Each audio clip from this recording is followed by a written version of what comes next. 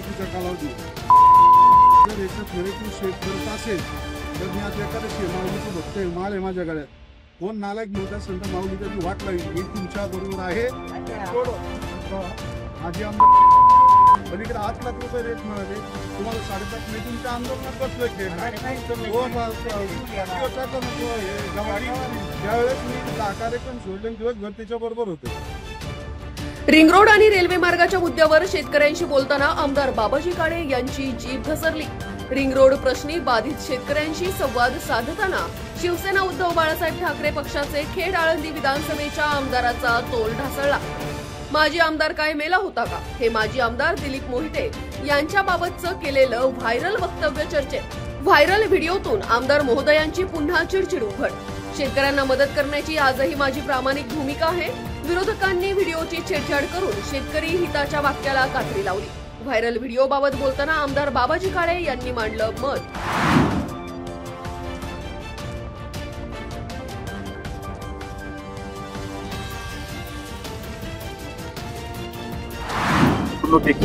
बाबाजी काळे हे जरी मशाल चिन्हावरती होते पण सर्वपक्ष आघाडी म्हणून आम्ही त्यांना मदत केली आहे. आणि ह्या निवडणुकीमध्ये आता तालुक्यात काही प्रवेश झाले किंवा काही गोष्टी त्या ठिकाणी घडल्या ही गोष्ट खरी आहे. परंतु या निवडणुकीच्या निमित्तानं या मतदारसंघामध्ये सर्वपक्ष आघाडी करण्याचं काम आम्ही त्या ठिकाणी करणार आहे. तालुक्यात सर्वपक्ष आघाडी होईल का नाही मला माहिती नाही, परंतु या मतदारसंघामध्ये जरूर सर्वपक्ष आघाडीच्या माध्यमातून मी स्वतः, कारण मी सर्वपक्ष आघाडीचं समन्वयक आहे, त्यामुळं या सगळ्यांना बरोबर घेऊन जिल्हा परिषद आणि पंचायत समितीचे दोन्ही उमेदवार अशा सर्वपक्ष आघाडीच्या माध्यमातून आम्ही लढणार आहे. जिल्हा परिषदेच्या पिंपळगाव तर्फे खेड गटात सर्वपक्षीयांची मेगा फायनल. पुन्हा राष्ट्रवादी काँग्रेस अर्थात माजी आमदार दिलीप मोहितेंविरोधात सर्व पक्षीयांची एकजूट होणार. आगामी जिल्हा परिषद पंचायत समिती निवडणुकीत पिंपळगाव गटात सर्वपक्षीय आघाडीच्या माध्यमातून निवडणूक लढविणार. इच्छुक उमेदवार विजयसिंह शिंदे यांनी स्पष्ट केली भूमिका.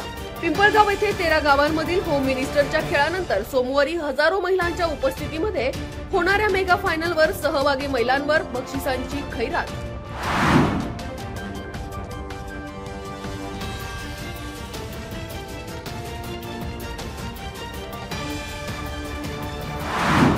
उद्याच्या काळामध्ये मी खरं पाहिलं तर संदीप चोपडांना धन्यवाद देतो.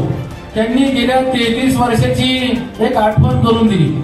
आपल्या गावाला 33 वर्षापूर्वी जिल्हा परिषदची एका आमच्या भगिनीला जायची संधी मिळत असताना मग त्यामध्ये आपण कुठंतरी कमी पडलो हे माझ्यासारख्याला वाटतं. मग ती संधी दवडू नका. सुरुवात करते मी खरपुडीची. मग ते ओळखतात तू भोगाडे का, म्हणजे ही ओळख जी आहे ती माझ्या खरपुडी गावाने मला मिळवून दिलेली आहे.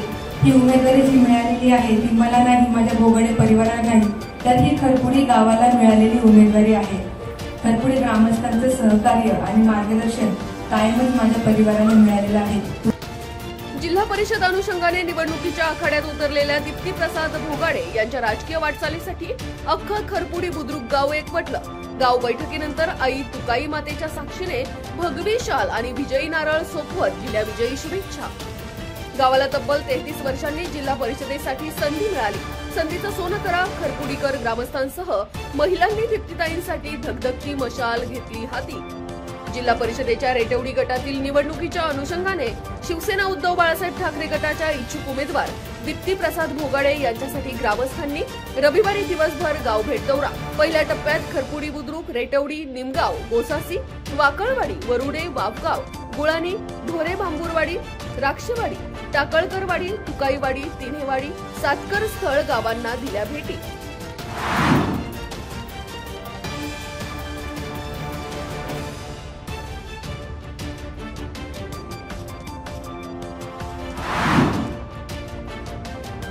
आळंदी नगर परिषदेच्या सार्वत्रिक निवडणुकीत रविवारी नगराध्यक्ष पदासाठी सतीश चोरडिया यांनी अपक्ष आणि एक पक्ष असे 2 अर्ज केले दाखल.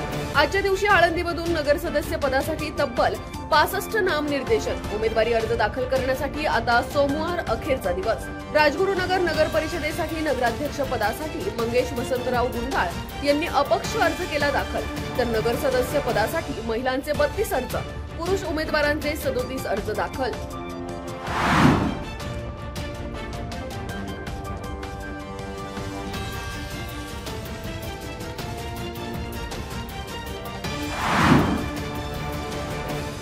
शिरोली येथील शिंदे वस्तीमध्ये 46 वर्षीय नात्यातील महिलेचा गळा चिरून खून करणारा सराईत गुन्हेगार ललित दीपक खोल्लम वय वर्ष 37 फरार. आरोपी ललित खोल्लम याच्यावर राज्यातील विविध पोलीस ठाण्यात खुनाचा प्रयत्न, मारामारी, जबरी चोरी, घरफोडी, अपहरण, अंमली पदार्थ तस्करी यांसारखे 40हून अधिक गुन्हे दाखल.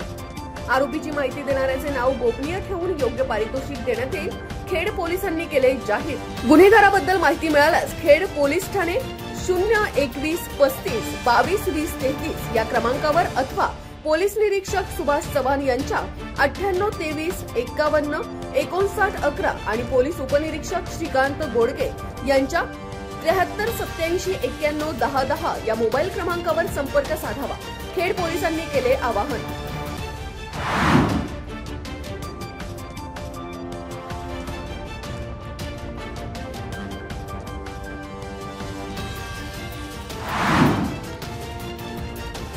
संत ज्ञानेश्वर महाराज संजीवन समाधी सोहळ्यानिमित्ताने रविवारी द्वादशीच्या दिवशी आळंदी येथे रथोत्सव. श्री ज्ञानेश्वर महाराज संस्थान कमिटीच्या पुढाकारातून रथोत्सव, ग्रामस्थांसह भाविकांचा उत्स्फूर्त सहभाग.